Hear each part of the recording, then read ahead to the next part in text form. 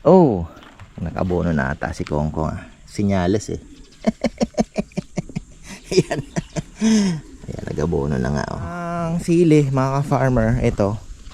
Pang ano na to, pang ano natin. Pang lechon to.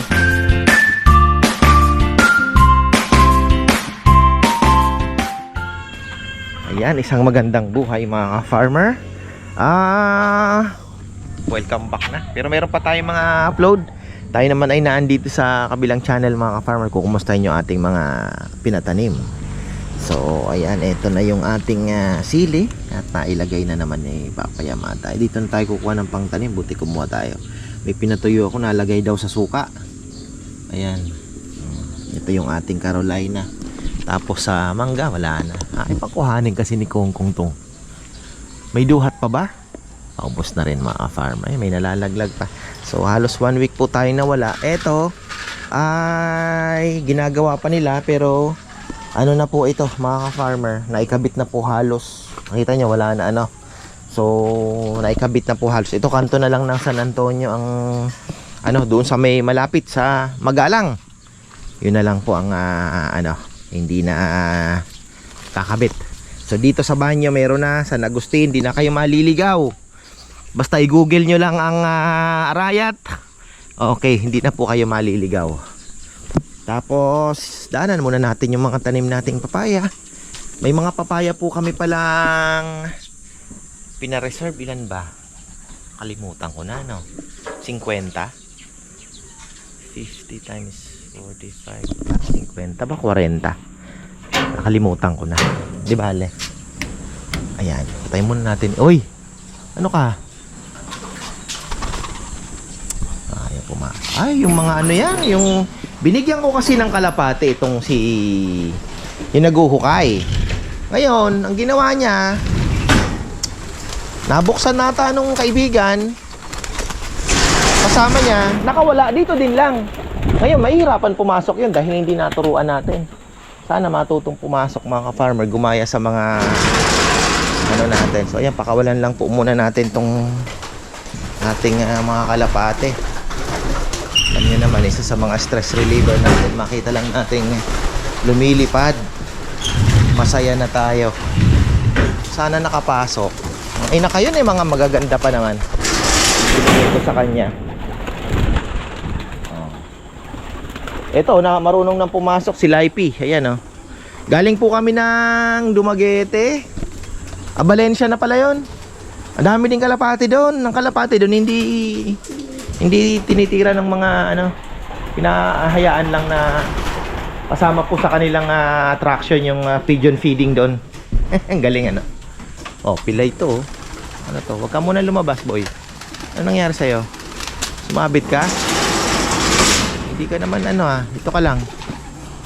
Nagumaling ka pa. So yan. Tapos tayo naman ay iikot. Ayan, dito naman tayo mga farmer. Oh, nakabono na ata si Kongkong Sinyales eh. Ayan. Ayan, nagabono na nga oh. Ayan, pero yan nga ang problema pagka medyo hindi na control, masyadong marami. Ay, ayan, lumalaki na. Kailangan na nitong mabungkal. Pero yan, ngayong week naman po free tayo. So magtatanim tayo ng maraming papaya pa. Baka babalikan ko, pwede na yon. At magsisingit pa tayo kasi tingnan nyo po, malalayo pa yung agwat. Pwede pang ang mga gilid-gilid dito. Ayan, dito sa may kabilang side, pwede pa tayo dyan. So ayan po mga ka-farmer, umuulan-ulan na pero hindi pa po ganon ka kadalas. Kaya yung mga sili natin ay siguro half lang ang nabuhay. Lalong lalo na't putan muna natin. Doon na tayo pababa. Napakainit pa mga ka-farmer, napakainit. Pero tingnan nyo, si James kumpiyansa na hindi mamamatayan ng sili. Yung tinanim po sa bundok, sabi niya subok na yan. Totoo nga mga ka-farmer, ito hindi po dinilig to. Naka-survive po ito ng tag-init. Pero ganun pa man ay di natin alam kung ang bunga ba ay quality pa, di ba? So yun, ito yung sumisingaw dito, kailangan din maayos. Di gaanong lumaki yung papaya natin oh, nabuhay yun, naputol. Naku, ang lakas na nung malakas na yung leak. Kailangan mapatay na to, wala na. Ano to, ginawan ata ni Kongkong ng ano, ayan no, pero wala din. Basag na. Yun ang pangit sa blue na ano, hindi talaga maganda. Oo, ayun. Marupok na. So yung mga ano natin, mga mulberry na buhay problema nito, magbibigay po yan ng matinding shade. Tapos sa ano, papakalbo din natin yan. Ito, yung mga pinulos niya nabuhay. Kung ayaw mong mabuhay, buhay. Ay, nabuhay din yung namatay. Dali. So ito kulang. Dito po makakapagtanim pa tayo ng ilang pang piraso. So dito muna tayo magko-concentrate. Malay natin meron pa pagpunta ko doon, may available. Dadagdagan natin yung pinareserve. So malapit na ang tag-ulan. Makakaano na tayo, pagtanim-tanim na po. Ngayon, yung dito dahil hindi pa naman tayo ang goal lang po muna kasi ito maikulong natin to. Ayan, yung ating may daldal ako ng daldal mga farmer. Wala na pala. Ayan, ito sabi ko maikulong po natin ang ano, pero sabi ko baka igigilid ng konti ni Papayam kasi masyadong malayo po mga farm. Laki ng kakainin lupa pagka ano, magsusudsud na naman tayo, laki na naman ang gastos. So ayan, dapat tinira ni Enzo dito para medyo dikit na sana yung hukay diba, may tubig na pa naman na. So ayan, ang unahin natin artificial island tsaka ito, tapos bahala na nga si Batman. Ayun mga farmer, eto naman ay nahihirapan kasi pangit po yung lupa na. Ang nailagay na ay yung galing na po sa ilalim. So ito, kailangan tumabudbura ng yung mga kinuha naming painin na chuchay sana dito sa kabila, mga pagpulot pa. Yung mga gilid na to malagyan para tumaba-taba yung lupa. Pero medyo talaga mahina ang lupa na to, mahina na naitambak. Hindi po siya yung topsoil nung yung putik napunta naman sa ilalim. Yun ang problema. Siyempre hindi na natin mapapakialaman, lalong babagal ang trabaho, kaya hinayaan ko na din lang. Pero siyempre nanghihinayang ako so ayun, ang sili mga farmer, ito pang ano na to, pang ano natin, pang lechon to kasi magmamahal sa nagpapatanim tayo. Sisingitan na lang natin yung mga namatay kasi pag tag-ulan, alam nyo po, pag tag-ulan magmamahal ang sili. Alam nyo kung bakit. Yung iba na ng bagyo, lalong lalo na yung mga mabababang area, nababaha yun. Ngayon walang makukuha. So ayun, kagaya ng kamatis, tatanim din tayo ng kamatis dito. Magsisingit din tayo ng mga kamatis. Laki po ng pwedeng pagtaniman. So yun nga lang, mabibisi yung ating mga tropa. Pero kung ayun na muna ang trabaho, 'di ba? At least may natatrabaho. Palay na nakapagpa na rin ako. Noong Miyerkules, sabi ko Papayam, pabuhos mo na yung abono para na.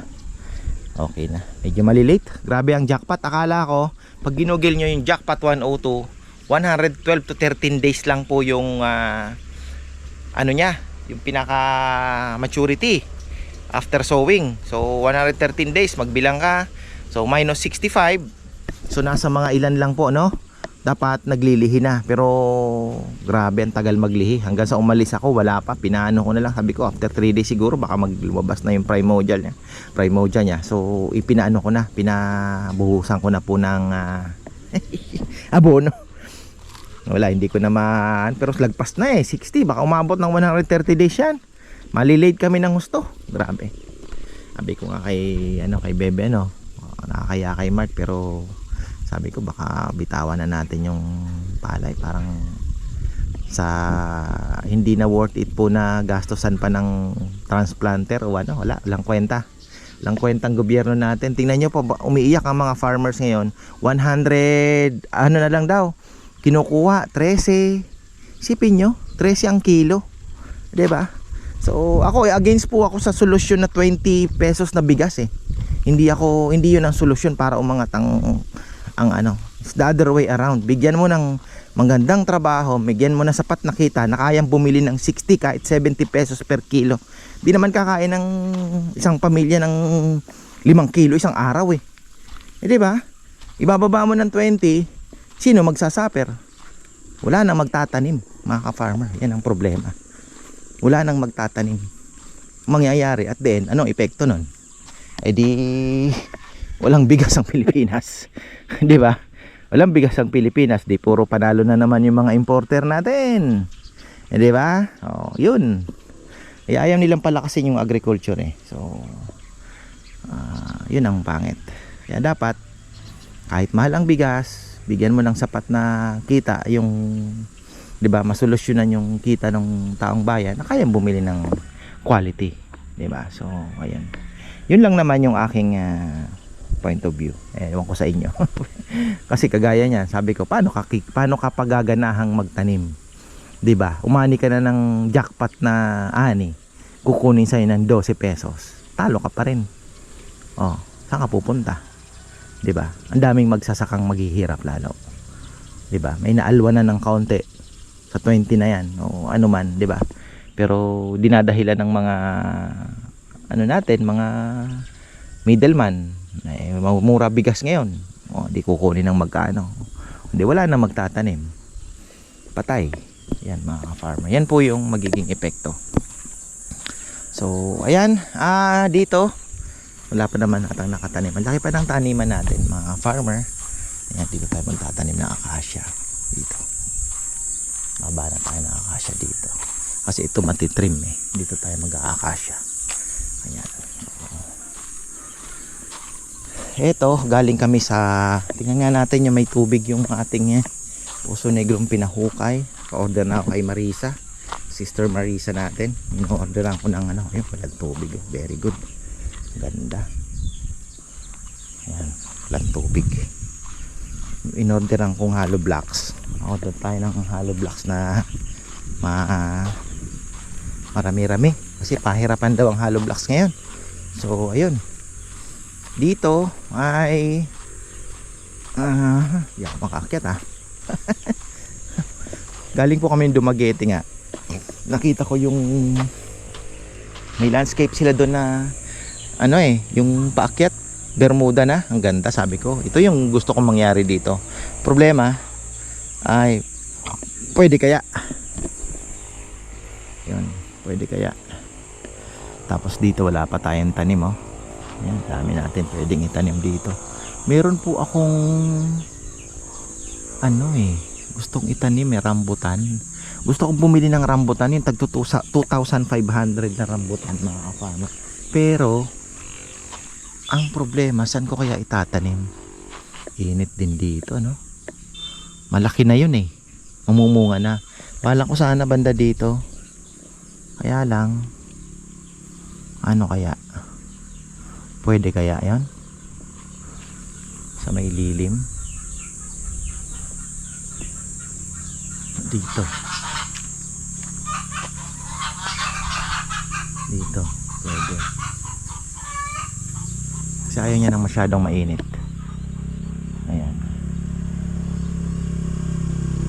Ay mga nyug natin, nabawasan na naman ng isa. Ayan Dali na naman yun. Isa pa pala kailangan natin mag-abono. Sarap ikutan pagka matagal mong hindi nakita. Para excited ka na ikutan yung paligid ba. Ayun. So marami pa tayong gagawin mga ka-farmer. Medyo ano pa tayo. Napakalayo pa ng ating parang back to zero na naman yung ano namin. Sana lumakas pa po yung lechonan para naman di ba, makaalwan tayo. So ayun, yun ang goal natin, ito mapalakas natin. Kaya lang nung Sunday naubusan po ng lechon yung ating inimbita. Sabi ko, kain na muna lang kayo. Sige sir, walang problema, sabi niya. So, ayan. Church daw po kasi sila. So, talagang late na sila makakarating pag Sunday. Sunday sana kasi maganda. Maraming, di ba, maraming bisita. Maraming mapapakita. So, ayun.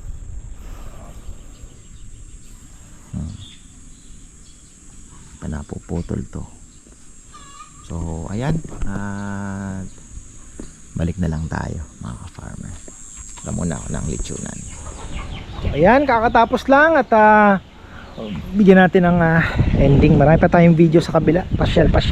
So, isang video lang ang ginawa ko ngayong sa kainan. Ayan mga ka-farmer. Ang laki naman ng anong ito. Paano kaya ito? So, tingin ko kailangan pa namin kailangan pa po ng tambak. Pero at least konti na lang. Tapos ayan, naputol pala ito. Ayan. Ano din siya. Meron na namang kumakain ng tawag dito, ng mga dahon po ng ito. Hindi ko alam kung anong kumakain, pero may kumakain. Ayan, di pa raw po umuulan. Minessage ko pala si James. Sabi ko sa kanya, "Tol, hindi ka pa ba kako magtatanim?" Sabi niya, "Boss, di pa umuulan dito. Sa bundok wala pang ulan kahit isang beses." Ganun ba kako? Ayan.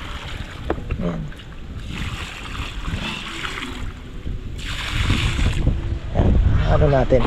Dinidilig natin yan. Madre de Agua, yan ha. Meron pa tayo dito. Ay, laki talaga ng tambak pang kakailanganin ha. Paano kaya yan?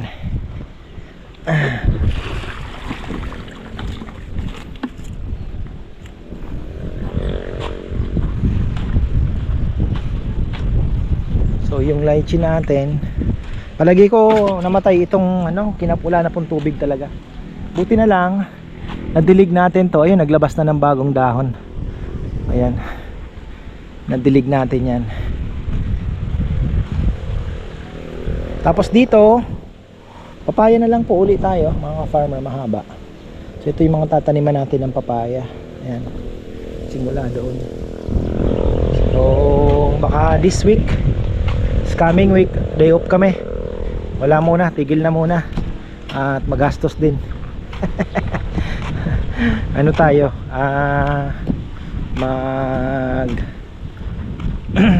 Kuha ng mga papaya. Tingnan natin kung malaki na yung pinareserve natin. So yan yung mangga natin mga farmer, oh. Malaki na, bilis lumaki, no? Pero ang dami pong nahuhulog. Ayan, mga nabutas. Ayan, oh. Mga natusok. Marami, nahuhulog pa rin. Pero marami naman po ang ayan. So hopefully ay buo na yung iba. Marami pong bunga. Meron pang humabol ng bulaklak. Mukhang okay naman eh. Wala pong spray yan. Hindi na natin in-spray. So okay na. So ayan, maraming salamat at magandang buhay.